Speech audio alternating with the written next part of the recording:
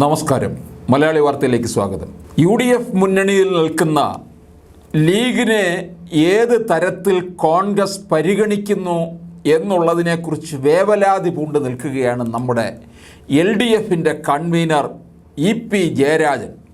ലീഗിനെ അങ്ങേയറ്റം അവഗണിക്കുകയും പരിഹസിക്കുകയും ചെയ്യുന്ന നിലപാടാണെന്നാണ് ജയരാജൻ സഖാവ് പറയുന്നത്. അതിന് ജയരാജൻ സഖാവിന് എന്തിനാ ഇതിനകത്ത് വേവലാതി കൊള്ളുന്നതെന്നുള്ളതാണ് അറിയേണ്ടതായ കാര്യം. ഏറെക്കാലമായി ഇത് തുടർന്നു കൊണ്ടിരിക്കുകയാണെന്നും ജയരാജൻ പറയുന്നു. മൂന്നാം സീറ്റ് എന്ന ലീഗിൻ്റെ ആവശ്യത്തിൽ UDFിൻ്റെ സമീപനം ചൂണ്ടിക്കാട്ടിയാണ് EPയുടെ വിമർശനം. ഇതൊക്കെ പറഞ്ഞ് ലീഗിനെ ഈ മറുപക്ഷത്തേക്ക് കൊണ്ടുവരിക എന്നുള്ളതാണ് EP ഉദ്ദേശിക്കുന്നത്. ഇവർക്ക് 2026 ആകുമ്പോഴേക്കും ലീഗിനെ ഇവിടെ കൊണ്ടുവരണം. ലീഗാണെങ്കിലോ ചാടാനും തയ്യാറെടുത്ത് നിൽക്കുകയാണ്. ഈ പോക്ക് പോയാൽ കോൺഗ്രസ് 2026 ഇവിടെ ഗുണം പിടിക്കാൻ പോകുന്നില്ല എന്നുള്ളത് ഉറപ്പായ കാര്യമാണ്. അതുകൊണ്ടാണ് ലീഗിനെ മറുവശത്തേക്ക് കൊണ്ടുവരാനുള്ള ശ്രമം നടത്തുന്നത്. കുഞ്ഞാലിക്കുട്ടി ചാടി വരാനായിട്ട് തയ്യാറെടുത്ത് നിൽക്കുകയാണ്. ഇതിനകത്ത് അല്പം വിമുഖതയും വിയോജിപ്പും പ്രകടിപ്പിച്ച് നിൽക്കുന്നത് KM ഷാജിയും MK മുനീറുമാണ്. KM ഷാജിയെ പോലുള്ള ഒരാളെ LDFിനകത്തേക്ക് കയറ്റുകയുമില്ല പിണറായി വിജയൻ.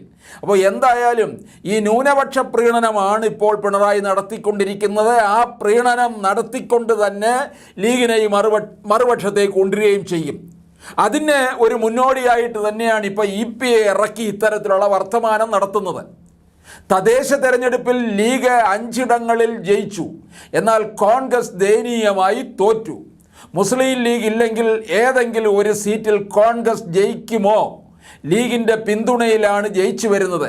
ആ പരിഗണനയെങ്കിലും ലീഗിന് കൊടുക്കേണ്ടത് എന്നാണ് EP വലിയ ഹൃദയവേദനയോടുകൂടി ചോദിക്കുകയാണ്. അവഗണന, പരിഹാസം, അങ്ങേയറ്റത്തെ ഇടിച്ചു താഴ്ത്തൽ തുടങ്ങിയവയെല്ലാം കാണുമ്പോൾ സ്വാഭാവികമായിട്ടും ലീഗിൻ്റെ അണികളിൽ വികാരമുണ്ടാകും. ലീഗിൻ്റെ അണികളിൽ ഉണ്ടാകുന്ന വികാരത്തിൽ ഹൃദയം വിങ്ങി നിൽക്കുകയാണ് നമ്മുടെ സഖാവ് ജയരാജന്. അത് കോൺഗ്രസിനെതിരായി വരുന്നു. ലീഗ് നേതൃത്വം വിചാരിച്ചാൽ പോലും ആ അണികളുടെ വികാരം ഇല്ലാതാക്കാൻ സാധിക്കില്ല. കോൺഗ്രസിനെ പോലെ തന്നെ സീറ്റ് നേടാനുള്ള അർഹത UDFിൽ ലീഗിനുണ്ട്. EP ജയരാജൻ ഇങ്ങനെയാണ് പറയുന്നത്. അതേസമയം CPMനോട് ലീഗിന് ശത്രുതാപരമായ നിലപാടൊന്നും ഉണ്ടായിട്ടില്ലെന്നും ജയരാജൻ കൂട്ടിച്ചേർത്തു. ഇതിനിടെ മൂന്നാം സീറ്റ് ആവശ്യത്തിൽ ഇത്തവണ കോൺഗ്രസിൽ നിന്ന് ഒരു തീരുമാനം ഉണ്ടാകുമെന്ന് പ്രതീക്ഷിക്കുന്നതായി ലീഗ് നേതാവ് മുഹമ്മദ് ബഷീർ പറഞ്ഞിരിക്കുകയാണ്. മൂന്നാം സീറ്റുമായി ബന്ധപ്പെട്ട തീരുമാനത്തിന് വേണ്ടിയാണ് ലീഗ് കാത്തിരിക്കുന്നതും. ഒരു കാലത്ത് നമ്മൾ കണ്ടതാണ്, ഈ ഉമ്മൻചാണ്ടി ഭരണം നടത്തിക്കൊണ്ടിരുന്ന സമയത്ത് ഒരു 5ാം മന്ത്രി കൊണ്ടുവന്നാൽ അത് ആ ആവശ്യം അവർ നേടിയെടുത്തു. ലീഗിനെ അങ്ങേയറ്റം പ്രീണിപ്പിച്ചു കൊണ്ടുവന്ന് നിർത്തി. ഇതൊന്നും തന്നെ ഇവിടുത്തെ NSSനോ SNDPക്കോ ഇഷ്ടപ്പെടുന്നില്ല.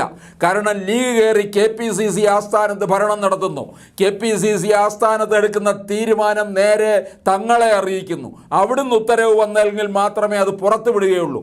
ഇങ്ങനെ നിൽക്കുന്ന കുറേ ഉണ്ണാക്കന്മാരെ കൊണ്ടാണ് കോൺഗ്രസ് നിറഞ്ഞിരിക്കുന്നത്. അപ്പോൾ എന്തായാലും കോൺഗ്രസിൽ നിന്ന് ഇറങ്ങി വരാനായിട്ട് തയ്യാറെടുത്ത് നിൽക്കുന്ന ലീഗിനെ ആലിംഗനം ചെയ്യാനായിട്ട് നമ്മുടെ ജയരാജൻ സഖാവ് തയ്യാറെടുത്തിരിക്കുകയാണ്.